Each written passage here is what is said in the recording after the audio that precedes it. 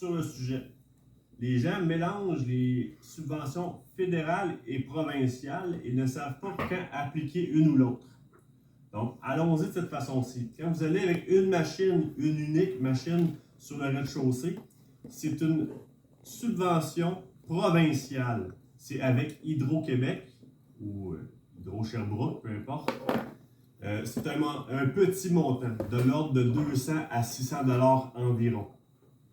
Quand vous y allez avec deux machines, c'est avec Renault Climat. C'est une subvention qui est fédérale.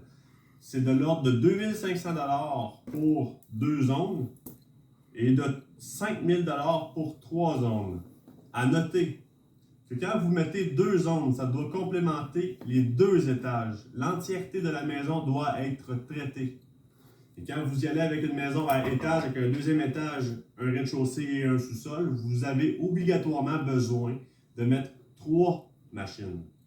Fait important à noter, vous pouvez avoir un bungalow avec un rez-de-chaussée sous-sol et mettre 3 unités intérieures et obtenir quand même le 5000 $, même si vous n'avez pas de deuxième étage. Mais vous ne pouvez pas mettre les 3 zones sur un étage et ne pas traiter le sous-sol. Comme je l'ai dit, je le répète, vous devez traiter l'entièreté de la maison. Beaucoup de gens ont le réflexe de ne pas traiter le sous-sol. À mon humble avis, je trouve que c'est une erreur et je m'explique. Vous climatisez en moyenne 1 mois dans l'année. La climatisation est une pure dépense. C'est pour votre confort que vous le faites. Le chauffage est un besoin. Et le chauffage peut être 3 fois jusqu'à 4 fois et demi plus performant que votre système de plainte électrique conventionnel. Vous avez donc tout avantage à traiter votre sous-sol en chauffage avec une thermopompe pour pouvoir repayer la machine dans son entièreté dans quelques cas. Donc, c'est beaucoup plus judicieux de traiter le sous-sol. Le sous-sol est l'étage souvent le mal aimé, mais le plus important à traiter. La chaleur monte, le froid descend. Donc, quand on veut chauffer, l'étage primordial à traiter, c'est le sous-sol. Autre chose intéressante, le nombre de CIR et d'HSPF n'est pas important. Okay?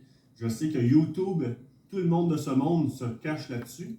Je vais vous faire des vidéos très prochainement pour vous expliquer les différences entre un 21, puis un 28, puis un 38, puis un 42 de CIR.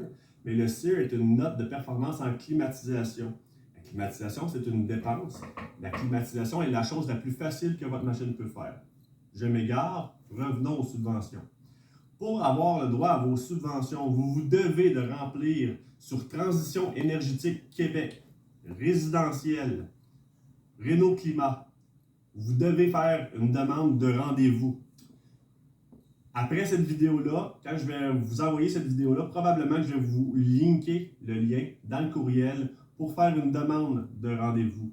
Si vous voyez cette vidéo-là, prenez-moi d'avance et faites la demande en avance.